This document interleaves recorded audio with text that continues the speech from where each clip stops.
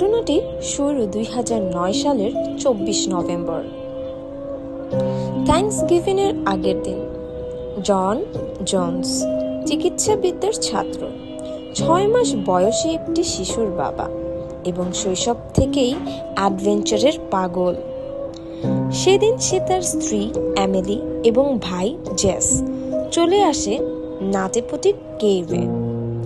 জন আগে থেকেই জানতো এখানে বিপদ আছে, এমনকি 15 বছরের একজন শিশু এখানেই আটকে গিয়েছিল।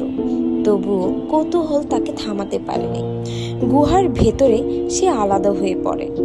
এরপর ভুল করে ঢুকে পড়ে বার্থ ক্যানেল নামে পরিচিত একটি ভয়ঙ্কর সংকীর্ণ টানেলে, যা মাত্র 10 ইঞ্চি চওড়া এবং প্রায় 18 ফুট লম্বা। ধীরে ধীরে সে সামনে এগোচ্ছিল, কিন্তু হঠাৎই আরেকটু নিচেও প্যাচে গিয়ে পুরোপুরি পিছলে যায়। এক মুহূর্তে সে বুঝতে পারল সে উল্টো হয়ে আটকে আছে, মাথা নিচু, বুক দেয়ালে চেপে আছে, হাতও সামনে নেওয়ার জায়গা নেই। এটা আর গুহা নয়, এটা জীবন্ত কফিন। ভিতরে তখন জনের শেষ লড়াই। উল্টো হয়ে থাকার কারণে তার 90 কেজি ওজন তার হৃৎপিণ্ড আর ফুসফুসকে চাপা দিচ্ছিল। সে চিৎকার করে ওঠে আর তার ভাই দৌড়ে উদ্ধারকারীদের খবর দেয়। রাত 8:30 শুরু হয় উদ্ধার অভিযান। একটু পরে তার স্ত্রী এমিলিকে ফোনে কথা বলার সুযোগ দেওয়া হয়। সে শান্তভাবে বলে, আমি বাসায় ফিরবো, ছেলেকে দেখে রাখবে।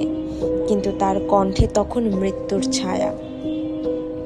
উদ্ধারকারীরা রশি, পুলি, বিশেষ সরঞ্জাম সব চেষ্টা করলেও গুহার দেয়াল ভেঙে পড়ে তাদের পরিকল্পনার ভেস্তে যায়।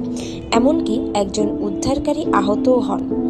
ঘন্টা 10, 15, 20, অবশেষে প্রায় 27 ঘন্টা পর অন্ধকার গুহার ভেতর জনের হৃদস্পন্দন থেমে যায়। কারণ হলো কার্ডিয়াক অ্যারেস্ট, উল্টো অবস্থায় দীর্ঘ সময় আটকে থাকার ভয়ঙ্কর পরিণতি। তারপর কি হলো? জনকে বের করা সম্ভব হয়নি। গুহাটি পুরোপুরি সিল করে দেওয়া হয়, যেন আর কেউ সেখানে প্রবেশ করতে না পারে। নাটিপুটি গুহাটি এখন একটি জীবন্ত সমাধি, আর জন জোন্স সেখানে থাকা সেই অন্ধকার টানেলের চিরকালের বাসিন্দা। আসসালামু আলাইকুম, আমি লিমো স্যাক্রেড অ্যান্ড সিক্রেট থেকে এতক্ষণ শুনছিলাম একটি ভয়ঙ্কর গুহার কাহিনী, যে গুহাতে একবার কেউ প্রবেশ করলে আর কখনো সেখান থেকে ফিরে আসতে পারে না। ইনশাল্লাহ পরের পর্বে আমরা আবার শুনবো আরো এমন একটি রহস্যময় কাহিনী নিয়ে। ততদিন ভালো থাকবেন, সুস্থ থাকবেন। সকলকে আল্লাহ হাফেজ, শুভরাত্রি।